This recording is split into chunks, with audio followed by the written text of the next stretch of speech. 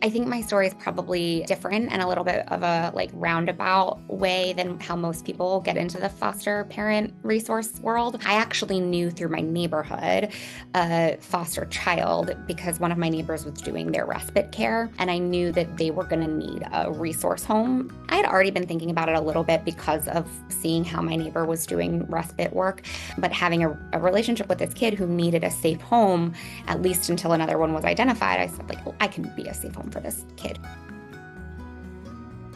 I have been kind of identified as Laura works with teens. Teens are not as complicated as people think that they are. There's all sorts of negative representation in the media about teens. But in all of my experiences, the teens have been very gracious, very grateful. I've also only had the honeymoon period, so I've never been with them long enough to get to the place where they're kind of comfortable pushing the boundaries. I've really enjoyed having the teens and would love to sort of change this misconception that teens are so hard.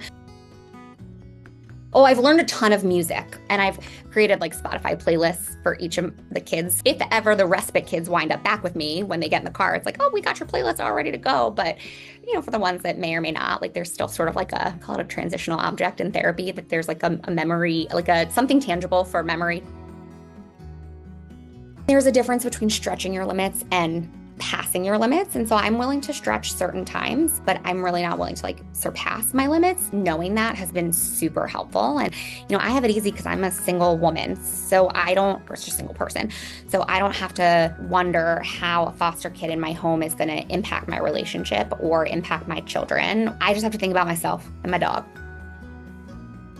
Because I'm a mental health provider, I do often get kids with intense mental emotional needs. And I had a kid who was not yet diagnosed as on the spectrum, but realized that that was what was happening.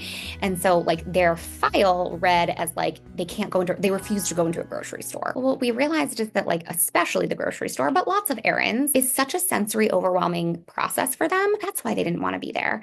But they didn't know that about themselves. And it was really cool. I actually really enjoyed helping him understand that that's what was going on. And he's nobody ever helped me make sense of this. And so it was as simple as earplugs. That being corrected in the file, instead of it being this kid refuses to do errands with a parent, but actually this kid has some sensory needs. And if the sensory needs are met, then it's a great kid to have.